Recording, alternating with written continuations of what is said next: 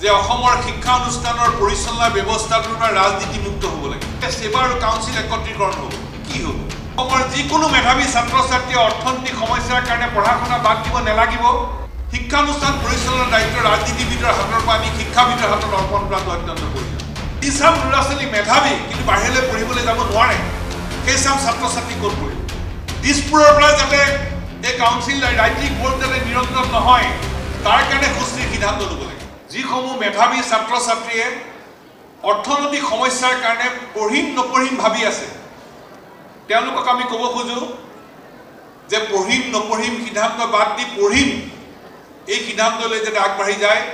অসমৰ যিকোনো মেধাৱী ছাত্ৰ ছাত্ৰীয়ে অৰ্থনৈতিক সমস্যাৰ কাৰণে পঢ়া শুনা বাদ দিব নালাগিব। যিকোনো মেধাৱী ছাত্ৰ ছাত্ৰীৰ অৰ্থনৈতিক সমস্যা থাকিলে তাত সদৌ অসম ছাত্ৰ সন্থাই সাৰথি হিচাপে থিয় দিব, সম্পূৰ্ণ সমৰ্থন আগবঢ়াব, যাতে তেওঁলোকে নিজৰ লক্ষ্যত উপনীত হ'ব পাৰে। এই কাম ছাত্ৰ সন্থাই অব্যাহত ৰাখিছোঁ আৰু আজিও এই কথা আমি পুনৰ দোহাৰিছোঁ। যিচাম ল'ৰা ছোৱালী মেধাৱী কিন্তু বাহিৰলৈ পঢ়িবলৈ যাব নোৱাৰে, সেইচাম ছাত্ৰ ছাত্ৰী ক'ত পঢ়িব? সেইচাম ল'ৰা ছোৱালীয়ে অসমত পঢ়িব লাগিব। আৰু সেইকাৰণে আমাৰ ইয়াত মেধাৱী যিচাম ছাত্ৰ ছাত্ৰী মেধাৱী, সেই মেধাৱী ছাত্ৰ ছাত্ৰীৰ মুখ চাই ইয়াত শৈক্ষিক সিদ্ধান্ত হ'ব লাগিব, হোৱা নাই। আৰু সেইকাৰণে ইয়াত নতুন নতুন বিষয় অন্তৰ্ভুক্ত কৰিব লাগিব। তাৰ কাৰণে শিক্ষক লাগিব।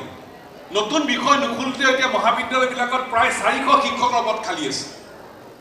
গতিকে ল'ৰা ছোৱালীৰ মুখ চাই ইয়াত শৈক্ষিক সিদ্ধান্ত হ'ব লাগিব। নতুন নতুন বিষয় প্ৰৱৰ্তন হ'ব লাগিব, আন্তঃগাঁথনি লাগিব, যিমান শিক্ষক লাগে সিমান শিক্ষক দিব লাগিব।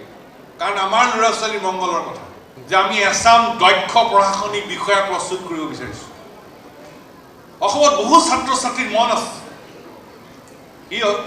কেন্দ্ৰীয় লোকসেৱা আয়োগে হওক, অসম লোকসেৱা আয়োগে হওক, বেংকিং হওক, ৰেলৱে হওক, চবতে। কিন্তু প্ৰশাসনটোত আমাৰ সকলো স্তৰত অসমীয়া দক্ষ বিষয়া লাগিব।